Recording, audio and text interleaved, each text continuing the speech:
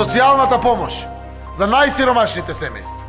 Не за 3%, не за 30%, за 300% ја покачивме. Платите на вработените во здравството ги покачивме за просек 35% заедно со медицинскиот персонал. Платите на негователките и воспитачките во градинките за 27% ги покачивме. Платите на учителите, наставниците и професорите исто ги покачивме. Платите на вработените во културата исто ги покачивме. На полицијата, на армијата исто ги покачивме. Испадна дека имало пари во државата. 10 милиони евра даваме ваучери за спортот, за да има спорт во државата, да ги подкрепиме и децата, и младите, и кадетите, и професионалниот спорт.